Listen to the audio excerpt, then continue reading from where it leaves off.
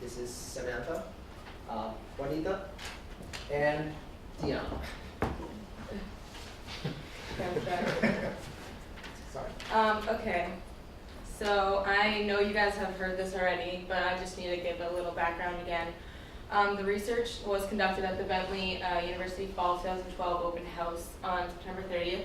The attendees, which in turn were our respondents, included prospective students, parents, and their families. They were exposed to the media iPad sales app outside and within the focus groups, and they're invited to participate in the survey and the focus groups. There were about 10. And we also found, obviously, an even distribution of men and women, and the prominent age ranges between 16 and 20 and 41 and 60. And so this data gave us quantitative and qualitative information. The quantitative research we conducted was through the online survey at the CMT, and the results were analyzed through a series of statistical tests using SPSS software. And the qualitative data was conducted through the series of about 9 or 10 focus groups, which were carried out by students within our corporate immersion program. And the results and analysis for both of these, both quantitative and qualitative, were cross-checked for correlations and trends. So both of our results for this, both of the search results for qualitative and quantitative data pointed out that the the test roadmap component of the app was one of the least helpful. We decided to ask our sample to indicate what was purchased during their best buying experience, and of those that responded that automobile purchase was their best buying experience, only 50% of them indicated that they were interested in knowing some information about the test drive map during the sales process. This was relatively low compared to all other of the components of the app. In fact, it was ranked second to last. So, in order, we believe it is important, it is a necessity to have the test drive map as part of the app, as part of the components of the app, because those customers that are not aware or are not familiar with the area, they need to have an idea of it. So our part of our recommendations is to enhance this map by making it more interactive, creating images and videos that can highlight throughout the test drive those car features that are gonna be tested throughout it.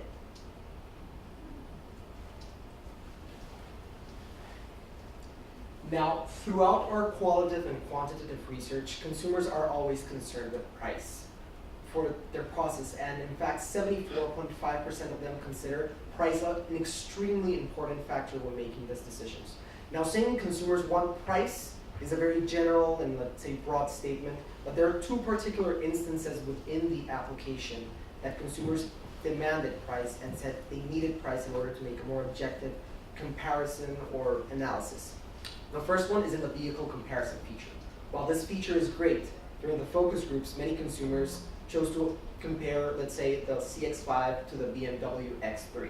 Now, when you put them side by side, the BMW might have many specifications and many features that are significantly better than the Mazda CX-5. However, that comes as a price. So you're not comparing apples to apples, and because the price is not there, it's not a really fair comparison.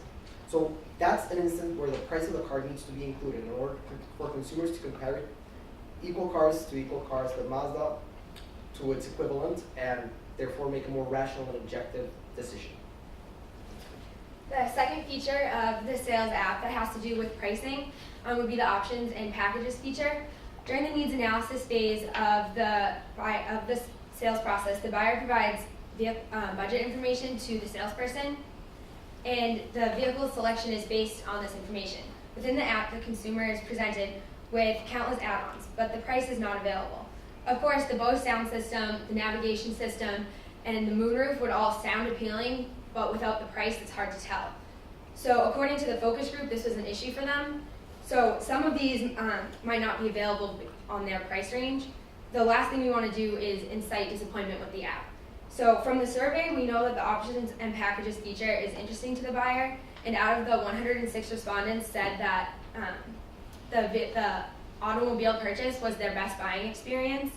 88% of them said that this feature specifically was interesting or very interesting, and on the same note, 78% of the same subcategory said that financing and pricing information was of the same level of importance.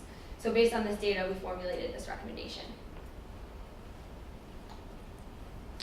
Now, when we started this research, we did not know what we did not know. And with our limited, let's say, data that we collected and the limited recommendations that you can make directly derived from this data, something important that we learned is now we know what we don't know. And even stemming directly from some of our recommendations, consumers unanimously, almost unanimously, request price to be included within the applications. And now the question is, will including these figures and these numbers in the application be detrimental to the process? So should we satisfy that need? And also other questions that pop up, let's say implicitly, during the focus groups, for example, we question the user experience using the app. We know that the application per se is good and beneficial for consumers, but is the iPad the right tool to deliver this? In the focus group, the application was shown connecting the iPad to a big screen on a round table, and that made the user experience more friendly where everyone could see the screen from a good angle and interact. So those questions pop up, and those questions we're trying to solve. And we hope to have brilliant answers on the next time we see you guys. Thank you. All right, folks, we're ready for your questions. I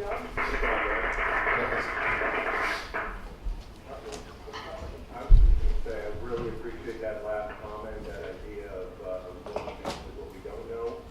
I think the idea of now having an open mind and challenging all of you, because I think you all came to similar conclusions, especially about this price. I think it's easy for the customer to understand in an open environment where this is kind of just presented a lot of nice wants, right, in the feature or the ability to scale the price. But when you guys transition to the showroom, how do you see that application actually working? So really glad you guys are going to have that open mindset to see from the open house to the showroom, talking to those consumers, what drove them in, how much research have they done, have they already, do they have a good idea of price? Do they have a good idea of price of, say, a CX-5 to a RAV4? And then does the iPad, what questions or comfort level does the iPad ISD app provide to the customer who's then at that point of the shopping process? So, pretty cool. Yeah. So yeah, just one question. You mentioned the test drive early on in the presentation, and you said that it was ranked second to the bottom, and you suggested having it interactive. Was that from customer or from the focus group's comments, or did they see that there was any relevance to test drive at all based on just viewing it? Great. This conclusion actually came from both. The ranking as the second, let's say, least interesting feature, that ranking comes directly from the quantitative survey that we held, but also during focus groups, many participants said that they did not see the benefit, let's say, of the test drive. However, when Mr. Shaker presented the test drive feature to us, he was telling how the route that they had chosen was designed to show each part highlight different features of the car. Like one was for handling, the other one was for acceleration, and that is not portrayed within the map in the app. So we want to really show that, and because it's so carefully chosen and let's say it's designed, it needs to reflect that. It needs to reflect that spirit of technology that is not reflected in that part of the application. Thank you. Great feedback, and I was actually, Jim had my question, I was wondering about that as well, because if it's a relative ranking, if it was ranking right, so that it just happened to be the bottom because the others were that much stronger, versus that necessarily not being relevant, it sounds like you guys took a blended approach, so that's good, thank you for that. I just got to have some general comments, and I know, Jim, I think we're probably running maybe a little bit shorter on time. So it's just some overall observations. Just like Rob was saying, I completely agree. I think it'll be really interesting to see for all the groups now that you've done this first step as to how your opinions change or what additional information kind of sways your recommendations going forward. You know, you mentioned we know what we don't know. I don't know. It's amazing how many times we find out all the things that we don't know. that list seems to always be growing perpetually, which is why we really appreciate you guys working on this project for us. You know, one thing that's absolutely blown my mind, and we were just talking about it earlier, is that 3 of the 4 groups today did talk about this exporting of jobs and how there's a geographical relevance, perhaps, to what we present on this tool, and something that you know, I think that we'll take away. To everybody, you know, thanks for all of the effort. Clearly, there was a lot of time and effort invested into all the presentations, so we really appreciate what everybody's done today. Just one quick question, we were just, our curiosity is piqued. If test drive was the second launch, what was the lowest feature that was ranked? No, we actually have. We can get it for you. Information about manufacturers. It wasn't that they necessarily said it was least important, they still ranked I think it was important and very leasing, important. leasing information, not based on our data. Because I don't know if they did the cross stops that they did. Part of, one group thinks it was the information about the manufacturer, and then this group thinks it might have been the Lease leasing. options. Depending on how you cut the They're very data. much, very much alike, basically, but it's just 1% difference. Okay, thank you. All right, folks, Very interesting. Thank you. I gotta let these guys go because they have to run to the next classes, and